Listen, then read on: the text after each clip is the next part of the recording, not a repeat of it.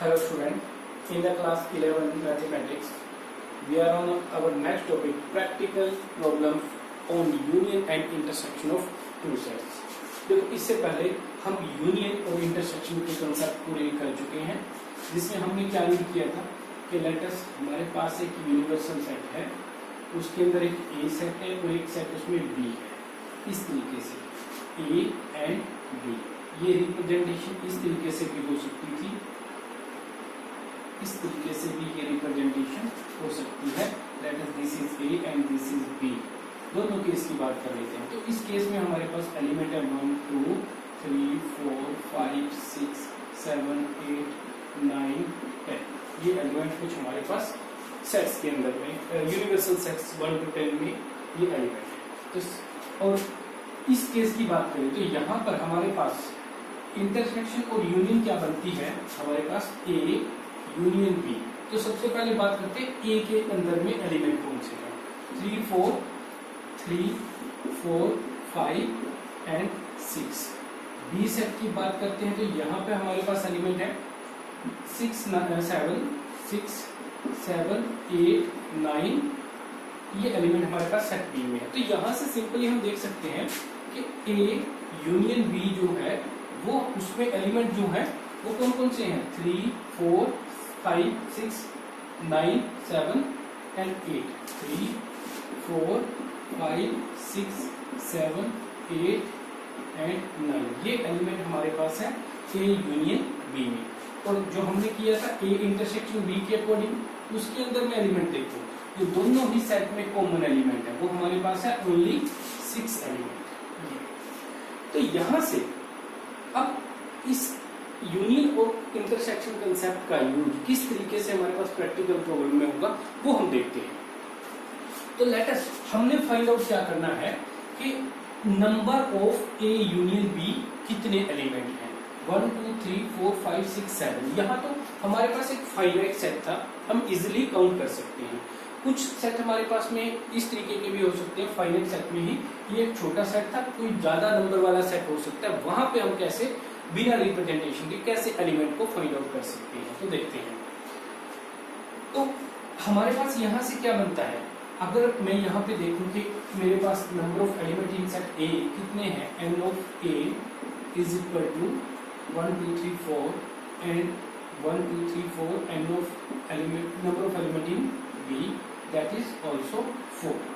तो यहाँ से जब हमने ए और बी की यूनियन की, ए यूनियन बी, तो उनका नंबर ऑफ एलिमेंट कितना हुआ। तो मैं अगर यहाँ से ऐड करके देखूं 4 and 4 8, 4 plus 4, मैंने क्या किया यहाँ पे, मैंने number of element of set A and plus number of element of set B दोनों को ऐड किया है। 4 plus 4 8। बट आप देखोगे 1 2 3 4 5 6 7 number of element in A union B, वो तो हमारे पास में 7 एलिमेंट है, सिर्फ वो एलिमेंट हमारे पास सिर्फ 7 है। तो यानी कि यहाँ से ये जो एलिमेंट है जो इनमें कॉमन है वो यहाँ 2 टाइम्स काउंट हुआ है। देखो 1 2 3 4 5 6 7 8, यहाँ पे वो अगेन फिर से काउंट हुआ है। तो यानी कि हमें यहाँ से ये रिमूव करना होगा, माइनस करना होगा, एक बार, सिर्फ एक बार ही काउंट करना है। तो उसके लिए हमने इसमें से माइनस कर दिया जो हमारे पास यहाँ पे ए और बी की इंटरसेक्शन में एलिमेंट था। कितने एलिमेंट थे यहाँ पे, number of element in A intersection B, वो हमारे पास 1 एलिमेंट था, वो हम माइनस कर देंगे यहाँ से। Number of element of A intersection B, वो हमने यहाँ से माइनस कर दिया 1।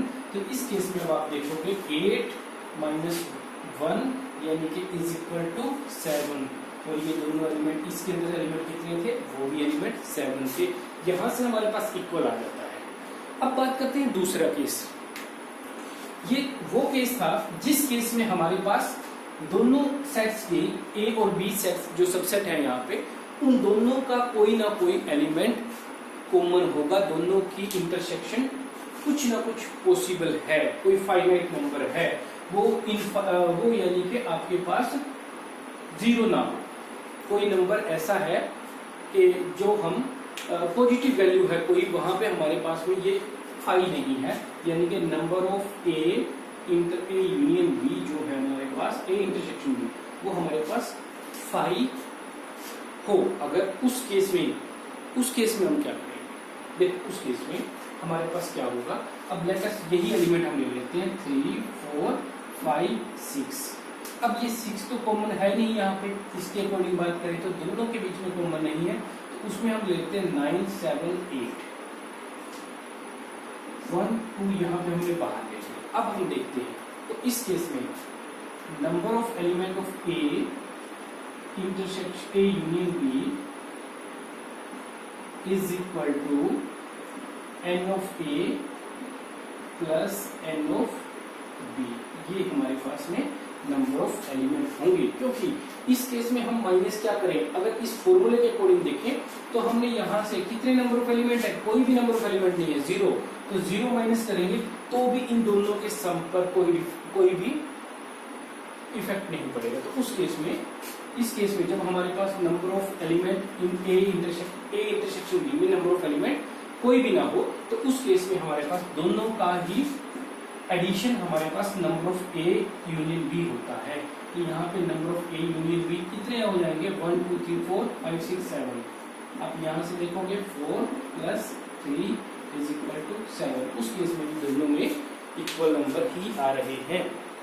तो यहाँ से हमारे पास ओवरऑल बात करें तो यहाँ से हमारे पास फॉर्मूला क्या है, ओवरऑल फॉर्मूला हमारे पास है ए यूनियन बी के लिए number of element of A union B is equal to number of element of A minus, देखो जब हम यूनियन निकालते हैं उस केस में क्या लेते हैं हम ये लेते हैं कि इस सेट के सारे एलिमेंट और उस सेट के वो एलिमेंट जो यहाँ पर नहीं है सिर्फ वो लेने होते हैं। हम इसको यहाँ से 6 को छोड़ देते हैं उस केस में। तो इसी तरीके से हमारे पास जब number of element of A union B हम काउंट कर रहे हैं तो उस केस में number of element of A plus number of element of B minus number of element A intersection B, ये फॉर्मूला हमारे पास होगा। उस केस में जब दोनों की इंटरसेक्शन जब A union B is equal A intersection B आपके पास में जो है वो जो ए इंटरसेक्शन बी है वो आपके पास फाई नहीं है, खाली नहीं है, यानी कि number of element of A intersection B जो है वो 0 नहीं है। यहाँ पर भी आपके पास नंबर के केस में ये 0 वैल्यू होगी। और अगर हम सिर्फ सेट की बात करें, सिर्फ सेट्स के इंटरसेक्शन की बात करें, उस केस में हम फाई लेते हैं। तो इसके अकॉर्डिंग जब आपके पास ये वैल्यू 0 के इक्वल नहीं है तो हमारे पास में ये फॉर्मूला यूज होगा। और जब बात करें हम, वैसे बात एक ही है कि हमने इसी फॉर्मूले में वैल्यू पुट की है। जब हमारे पास ये वैल्यू, जब हमारे पास n number of A intersection B जब हमारे पास 0 है, उस केस में A union B is equal to number of A union B is equal to number of element in set A and plus number of element in set B minus, देखो यहाँ पे 0 put कर दिया हमने, तो क्या होगा, कोई फर्क ही नहीं पड़ेगा। तो इस केस में ये लिखने की हमें जरूरत ही नहीं है। तो ये उस केस में है जब दोनों की इंटरसेक्शन में कोई भी एलिमेंट ना हो, यानी कि intersection of A union B is 5, उस केस में आपके पास में ये वाला फॉर्मूला यूज होगा। तो ये था टू सेट्स के लिए। इसके बाद में हम बात करते हैं, ये नोट कर लेते हैं यहाँ पे ए इंटरसेक्शन बी इज 5। तो नेक्स्ट बात करते हैं, अगर हमारे पास 3 सेट है, जैसे ये हमारे पास में 2 सेट थे, यहाँ पे इंटरसेक्शन की बात कर रहे थे हम, तो इंटरसेक्शन यहाँ पे 2 सेट थे। अब अगर हमारे पास जो भी हमने किया यहाँ पे प्रैक्टिकल प्रॉब्लम की बात की थी, तो अगर हमारे पास यहाँ पे 3 set A, set B and set C, उस केस में क्या होगा, उस केस में हमारे पास जो फॉर्मूला होगा वो फॉर्मूला आपके पास में होगा number of element of A union B union C is equal to all 3 sets के यूनियन क्या होगा, that is equal to number of element in set A plus number of element in set B and plus number of element in C, और minus हमने कर देना होगा जो A और B की यूनियन में इंटरसेक्शन में जो भी आएगा, minus number of element A intersection B and जो भी उनके बीच में जो भी उन दोनों का नेक्स्ट टू का B और C के बीच में कॉमन है वो भी माइनस कर दो, एंड माइनस जो A और C के बीच में कॉमन है, दोनों का इंटरसेक्शन एलिमेंट है, वो एलिमेंट भी हम माइनस कर देंगे इसमें से। और लास्ट में हमें ये वाला पार्ट, इतना पार्ट जो तीनों के ही इंटरसेक्शन में है वो ऐड करना होगा। N of A intersection B intersection C, हमें ये इसके अंदर ऐड करना होगा। ये हमारे पास वैल्यू देगा number of element of A union B union C के। तो इन दोनों फॉर्मूले के बेस्ड हमारे पास ये पूरी की पूरी एक्सरसाइज 1.6 है। So now exercise 1.6 question number 1, if x and y are two sets such that number of element in x is equal to 17 and number of element in y is equal to 23 and number of element x union y, दोनों की union के element 38 हैं, find number of element of x intersection y, ये हमने find out करना है। तो देखो सिंपली हमारे पास फॉर्मूला क्या है, सिंपली हमारे पास फॉर्मूला है number of element of union is equal to number of set A plus number of element of set B and minus number of element of A x first x हमें उसी के according लिखना होगा ना जो भी हमारे पास क्वेश्चन में गिवन है x वाली। तो number of element of x and intersection y के नंबर्स को हम सब्ट्रैक्ट कर देंगे, तो हमारे पास फॉर्मूला होता है।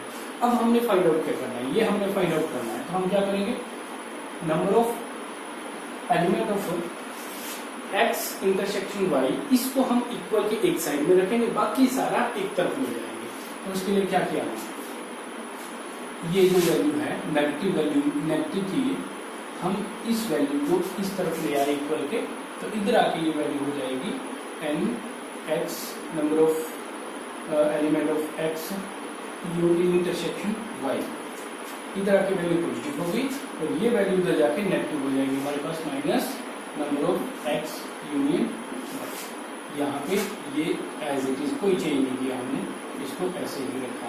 नेक्स्ट केस में सिर्फ वैल्यू पुट करनी है हमें। अब नेक्स्ट वैल्यू पुट की हमने यहाँ पे is equal to 17 and plus 23 minus 38, और इस वैल्यू को हम सॉल्व कर देंगे।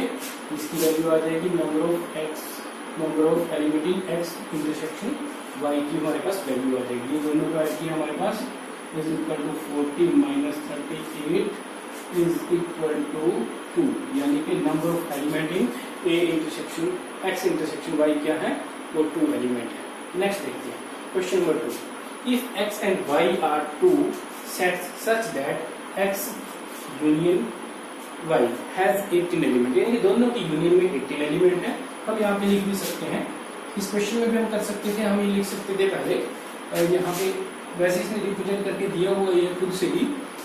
तो यहाँ पे हम क्या करेंगे, यहाँ पे हम लिखेंगे number of x union y is equal to 18 and number of x is equal to 8 and the next is number of element in y is equal to 50। तो देखो आप एक बात देखो, यहाँ पे हमारे पास यूनियन गिवन है, यहाँ पर भी हमारे पास में यूनियन गिवन थी। Next element of x given है, एलिमेंट ऑफ x गिवन थी, एलिमेंट ऑफ y गिवन है, यहाँ पर भी एलिमेंट ऑफ y गिवन थे। फाइंड आउट करना था हमने दोनों की इंटरसेक्शन के एलिमेंट। यहाँ पे भी how many element does x intersection y, दोनों की इंटरसेक्शन में कितने एलिमेंट होंगे वो हमने फाइंड आउट करना है, यानी कि सेम एज क्वेश्चन नंबर 1 ये क्वेश्चन होगा। do yourself. DYS mean do yourself. Next is the question number 3. In a group of 400 people, 250 can speak Hindi and 200 can speak English. How many people can speak both Hindi and English? ये कह रहा है कि आपके पास total जो people हैं वो हैं 400, यानी कि number of A union B is equal to वो है आपके पास 400, आउट ऑफ विच ये 400 में से 250% जो है वो हिंदी बोल सकते हैं, यानी कि number of Hindi speaker is equal to 250 and number of person और people who can speak only English, not only speak English, सिर्फ जो इंग्लिश बोलते हैं, ठीक है, वो हिंदी भी बोल सकते हैं, बिल्कुल में कुछ ऐसे भी हैं, is equal to only word use नहीं करेंगे हम इसके लिए, वो है 200। तो अब देखो पहले एक बात समझो, यहाँ पे हमारे पास अगर दो सेट है, ए ये है लेटर इंग्लिश बोलने वालों का, हिंदी बोलने वालों का, ये है इंग्लिश बोलने वालों का, तो यहाँ पे बहुत सारे ये 250% ऐसे हैं, 250 ऐसे हैं जो हिंदी बोलते हैं, और बाकी जो है इंग्लिश, ये इंग्लिश बोलने वाले हैं 200। इनमें से कुछ ऐसे भी हैं जो हिंदी भी बोल सकते हैं, वो यहाँ पे हमारे पास है, वो ये वाले पर्सन है, ये वाले, ठीक है, और ये ऐसे पर्सन है जो हिंदी भी बोल सकते हैं और इंग्लिश भी, यानी दोनों लैंग्वेज बोल सकते हैं। अब इसने जब बात की टोटल पर्सन की, तो टोटल पर्सन वो हमारे पास कितने होंगे, तो वो टोटल पर्सन होंगे जो हमारे पास हिंदी बोल सकते हैं, और बाकी जो वो बच गए जो बिल्कुल भी हिंदी नहीं बोल सकते, यानी कि सिर्फ इंग्लिश ही बोलते हैं, यानी कि टोटल ओवरऑल हमारे पास क्या होगा, दोनों की यूनियन, यानी कि दोनों की यूनियन जो है वो हमारे पास 400 पीपल यहाँ पर है। अब हमने फाइंड आउट क्या करना है, हमने बताना है how many people can speak both English and Hindi, तो वो ये पर्सन है जो इंग्लिश और हिंदी दोनों बोल सकते हैं, जो यहाँ इन दोनों की इंटरसेक्शन में आएंगे। तो डायरेक्टली फॉर्मूला अप्लाई कर दो, तो एंड ए इंटरसेक्शन बी, अब हम फॉर्मूले को ट्रांसलेट करके लिख देंगे पहले ही, number of element of A plus number of element of B minus number of element of A union B, value put करो डायरेक्ट, 250 प्लस 200 प्लस 400, तो यहाँ से हमारे पास आंसर क्या जाएगा, 450 माइनस 400 इज इक्वल टू 50, तो वो 50 पीपल ऐसे हैं जो both can speak both Hindi and English, दोनों ही लैंग्वेज को बोल सकते हैं। नेक्स्ट हम देखते हैं क्वेश्चन नंबर 6। क्वेश्चन नंबर 5 और 4 जो है, 4 एंड 5 वो बिल्कुल इजी क्वेश्चन है, एक्चुअली में उनके अंदर में कोई प्रॉब्लम में ज्यादा मुश्किल चीजें नहीं दी हुई है, आपके पास डायरेक्टली बता रहा है number of element let us x हो गए, जैसे एक्स में बता रहा है और फिर वाई के अंदर भी बता रहा है, और साथ में आपको ये भी कह रहा है कि एक्स और यूनियन वाई या फिर एक्स यूनियन वाई या फिर एक्स इंटरसेक्शन वाई में किसी एक में बता रहा है कि कितने एलिमेंट है, उसके अकॉर्डिंग जो लास्ट बचा वो आपने फाइंड आउट करना है। वो डायरेक्टली इस तरीके से मेंशन कर रखा है उसने कि क्या आपने फाइंड आउट करना है, लेकिन जैसे ये क्वेश्चन है, इस क्वेश्चन में आपके पास इस फॉर्मेशन में नहीं गिवन है, तो ये थोड़ा सा मुश्किल टाइप का क्वेश्चन बन सकता है फ्रेशर स्टूडेंट के लिए जो शुरू में इसको कर रहे हैं, उसके बाद इतना मुश्किल नहीं है। तो देखते हैं हम क्या इसमें किस तरीके से हमें समझना होगा, वो चीजें यहाँ से थोड़ा सा ध्यान से देखना। इन अ ग्रुप ऑफ 70 पीपल, 70% का ग्रुप है। देखो अगर 70% का ग्रुप है तो अभी मैं अगर इसको ये ले लूं, number of A union B is equal to 70, ये अभी क्यों नहीं लेना मैंने, हम स्टेटमेंट देखते हैं आगे। 37 लाइक कॉफी, 37 उसमें कॉफी लाइक करते हैं, और उसमें लेट अस 40 पीपल हैं जो कि लाइक करते हैं, 40 नहीं लेते हम, लेट अस उसमें 30 पीपल हैं जो लाइक करते हैं टी को, तो दोनों का सम क्या हुआ 67, यानी कि 3 पीपल तो बच गए जो कुछ भी लाइक नहीं करते। तो ये बाद में आएगी चीज, जब हम इसको स्टेटमेंट को रीड करेंगे तब हमें पता लगेगा हमने यूनियन लेना है या नहीं लेना है। 37 लाइक कॉफी, 37 कॉफी लाइक करते हैं, एंड 52 लाइक टी, एंड ये लिखा हुआ है उसने, एंड ईच ईच पर्सन, हर एक person like at least one of the two drink, कि दोनों ड्रिंक में से कोई ना कोई एक ड्रिंक वो जरूर लाइक करता है। यानी कि यहाँ पे ऐसा कोई भी एलिमेंट नहीं बचेगा जो दोनों में से किसी भी एक चीज को लाइक नहीं करता है। तो यानी कि दोनों ही सेट में से ए और बी सेट में किसी न किसी एक सेट में तो वो आएगा ही आएगा। How many people like both coffee and T, तो जब बात करेगा आपके पास एंड के साथ में बात करेगा कि जो वो बताओ जो कॉफी एंड ड्रिंक दोनों ही लाइक करते हैं। तो एंड के लिए आप याद रखना, एंड के लिए आपके पास होगा इंटरसेक्शन। और जब बात करेगा और कि या तो कॉफी या ड्रिंक, उसके या तो कॉफी या फिर टी, उस केस में आपके पास यूनियन यूज होता है। तो देखते हैं इस क्वेश्चन को। तो हमारे पास यहाँ पे यूनियन होगी दोनों की 70 टोटल पीपल हैं जो लाइक करते हैं कॉफी को। N of C coffee and T mean tea, CUT cut बन गया यहाँ पे आपके पास। हम इसको थोड़ा उसी तरीके से ले लेते हैं A एंड B। ओके, तो हम लेते हैं जो लाइक करते हैं person who like people who like coffee, that is, इसको हमने A से रिप्रेजेंट कर दिया। और ये हो गया हमारे पास number of people who like coffee is equal to 37 and number of people who like tea is equal to that is 52। तो बिल्कुल आसान होता जा रहा है यहाँ से क्वेश्चन हमारा। Next, n of A is equal to 37 and n of 52 n of B is equal to 52।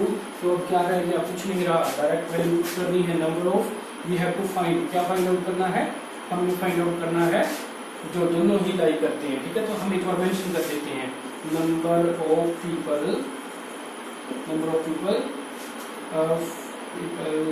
Coffee like coffee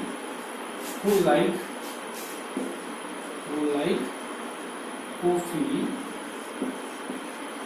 and tea, that is वो क्या होंगे, A इंटरसेक्शन B होंगे। तो वही हमने फाइंड आउट करना है।